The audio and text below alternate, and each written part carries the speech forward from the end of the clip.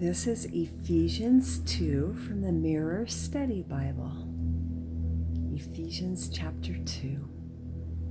Picture where God found us. We were in a death trap of an inferior lifestyle, constantly living below the blueprint measure of our lives.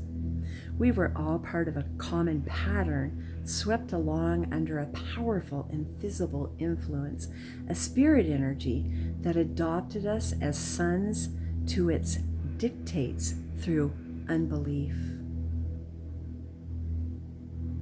2:3. Throughout that time, every one of us were warped and corrupted in our conduct, snared in a jumble of forbidden lusts, driven by the desires of the senses, completely engaged in an expression of a life ruled by mind games. It was as if a twisted passion parented a global breed of people. I was there until I got saved. None of this could distract from the extravagant love of God. He continued to love us with the exact same intensity. 2:5. This is how grace rescued us. While we were yet in the state of deadness and indifference in all our deviations, we were co-quickened together with Christ. We had nothing to do with it. Our lives now exist in everything that grace communicates. We have been rescued and forever freed from the lies that we believed about ourselves under the performance-driven system. Grace defines our authentic identity, and I have a painting titled Rescued.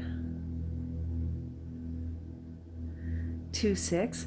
We are co-included in his resurrection. We are also co-elevated in his ascension to be equally present in the throne room of the heavenly realm, where we are co-seated with him in his executive authority. We are fully represented in Christ Jesus.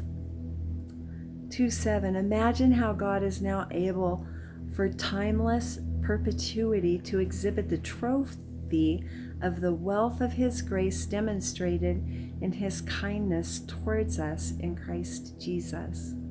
Grace exhibits excessive evidence of the success of the cross. 2:8. Your salvation is not a reward for good behavior. It was a grace thing from start to finish. You had no hand in it. Even the gift to believe simply reflects his faith. As deep calls out into deep. 2:9. If this could be accomplished through any action of yours, then there would be ground for boasting. We are engineered by his design. He molded and manufactured us in Christ.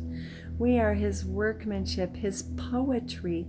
We are fully fit to do good, equipped to give attractive evidence of his likeness in us in everything we do. Our identity when in Christ and love and growth is correct. 2:11. Remember where you came from. It wasn't long ago when you were still classified as non-Jewish. Judging on the surface, you had nothing that linked you to them. They sneered at you because you didn't share their distinguishing mark of circumcision, which was their claim to fame. 2:12. During that time, you were distanced from the messianic hope. You had nothing in common with Israel. You felt foreign to the covenants of prophetic promise, living a life with nothing to look forward to in a world where God seemed absent. 2:13. But now, wow, everything has changed. You have discovered yourselves to be located in Christ. What once seemed so distant is now so near. His blood reveals your redeemed innocence and authentic Genesis. 2:14. It is in him that we are one and at peace with everyone. He dissolved every definition of division. And in some of the coaching stuff, I help you to dissolve and detach from perceptual distortions from the past and maladaptive learning. 2:15. In his incarnation, he rendered the entire Jewish system of ceremonial laws and regulations useless as a measure to justify human life and conduct, in that he died mankind's death. All grounds for tension and hostility were entirely removed. The peace he proclaims reveals one new human race, created and defined in Christ, instead of two groups of people separated by their ethnic identity and differences. 2:16, both parties are fully represented and equally reconciled to God in one human body. Through the cross, he reinstated the former harmony. All opposing elements were thus utterly defeated. 2:17, on that basis he made his public appearance, proclaiming the good news of peace to the entire human race, both those who felt left out in the cold, as well as those who were near all along. Because of Christ, both Jew and Gentile now enjoy equal access to the Father in one Spirit. 2:19, the conclusion is clear. You are no longer frowned upon as a foreigner. You are where you belong and part of an intimate family. We are all invited into the family of God, where Christ is like our example. Your lives now give tangible definition to the spiritual structure, having been built into it by God upon the foundation of the prophets and apostles. Jesus Christ himself is the chief cornerstone.